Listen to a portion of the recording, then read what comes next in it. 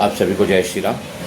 Trade with किशोर में जैसे कि आपने देखा रहेगा लास्ट वीक मार्केट काफ़ी न्यूज़ पे क्रिएट हुआ और न्यूज़ के ऊपर मार्केट काफ़ी डिपेंड रहा और दो बड़ी एक न्यूज़ आ गई जिसके कारण मार्केट एक जो 23,800 का जो सपोर्ट था उसे भी तोड़ दिया और 23,500 तक एक मतलब 23,500 का रेंज में जाके वहाँ से एक बाउंस दिया है। और बाउंस भी एक छोटी सी न्यूज़ आई CNBC पे और जियो न्यूज़ पे, अभी क्लियरिटी नहीं आई है, जो कि खाली एक इशारा था कि ऐसा उनका के अंदर बातें चल रही कि FII को गवर्नमेंट कुछ टैक्स में बेनिफिट दे सकती है। तो रियली अगर गवर्नमेंट ये सब चीज़ पे थोड़ी ध्यान दे, जैसे मार्केट में भी हमारा शेयर मार्केट में बहुत सारे टैक्सेस बढ़ गए, हर लेवल पे टैक्सेस बढ़ गई है। तो जब जिस हिसाब से अगर मार्केट को अगर सपोर्ट देना है और मार्केट को एक अच्छे बाउंस देना है तो ऐसे न्यूज़ मार्केट के लिए ज़रूरी है। अब देखिए आपने एक छोटी सी न्यूज़ क्लिक हुआ तो वहाँ पे एक अच्छी बाउंस मार्केट मतलब निफ्टी और सेंसेक्स में आ गई। तो सपोज अगर न्यूज़ देने के बाद ये मार्केट के एक अच्छी रैली आ गई तो सपोज अब अगर वो लागू कर देते हैं तो एक और अच्छी रैली आ सकती है 1,000 या 2,000 पॉइंट की। और अगर जिस हिसाब से अगर प्राइम मिनिस्टर ने एक अभी लास्ट वीक में उन्होंने अनाउंसमेंट किया कि गोल्ड और सिल्वर हमें 1 ईयर तक देश हित के लिए नहीं खरीदना चाहिए। सेकेंड चीज़, पेट्रोल पे भी डीजल पे भी प्राइस भी अभी बढ़ गई है, तो उस पर भी हमें बचत करने की ज़रूरत है, ध्यान देने की ज़रूरत है। तो आने वाले दिन में इलेक्ट्रिक गाड़ी की डिमांड बढ़ जाएगी और इलेक्ट्रिक से रिलेटेड जो भी शेयर्स है उस पर एक अच्छी बाउंस देगी। एनर्जी की भी जो सोलर पावर से रिलेटेड है और मार्केट के अंदर वो अनाउंसमेंट के बाद मार्केट के अंदर जो घबराहट आई, एक पैनिक आई, उसका रीज़न ये हो गया कि लोगों ने अंदाज़ा लगाया कि आने वाले दिन में लॉकडाउन की भी स्थिति बन तो नहीं रही है।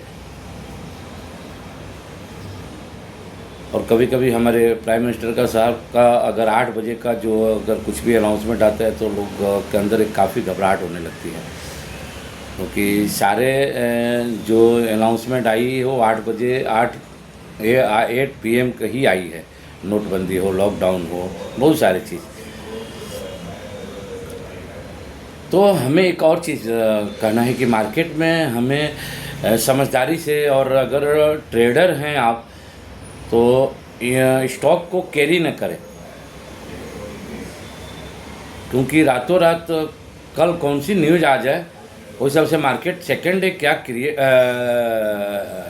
ओपन होता है वो एक सेंटिमेंट बिगड़ जाती है।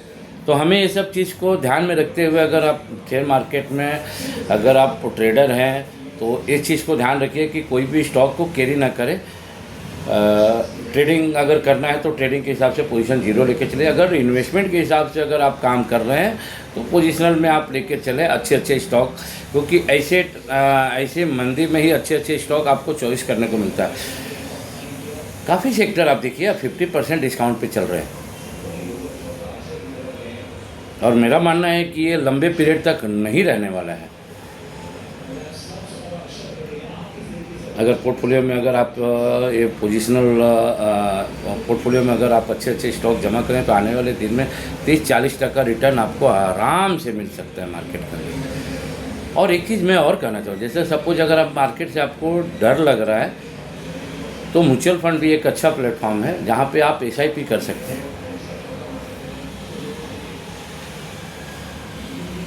और SIP अगर आपको करना है तो बैंक से नहीं, आप एटलीस्ट जो ब्रोकर से रिलेटेड है ना, फ्रेंचाइजी है या जैसे अभी हमारा ही विरार में फ्रेंचाइजी है निर्मल बैंक का, गूगल साइट पे आप सर्च मारेंगे तो आपको मिलेगा।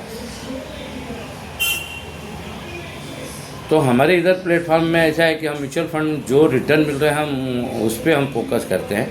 हम कोई भी एक जैसा बैंक में कैसा रहता है कि HDFC में अगर आप गए तो HDFC का ही जो प्लान है म्यूचुअल फंड का वही आपको लेना पड़ेगा। हमारे इधर वो चीज़ नहीं है। हमारे इधर हर आप म्यूचुअल फंड में जो रिटर्न मिल रहा है आपको चॉइस मिल सकता है, उसमें आप इन्वेस्टमेंट SIP कर सकते हैं।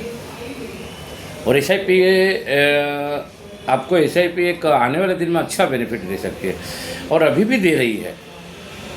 2 साल पहले जिसने इन्वेस्टमेंट किया SIP में, आज भी देखिए वो निगेटिव में नहीं गया है। परसेंटेज भले कम आ रहा है, रिटर्न कम आ रहा है, लेकिन निगेटिव में नहीं गया।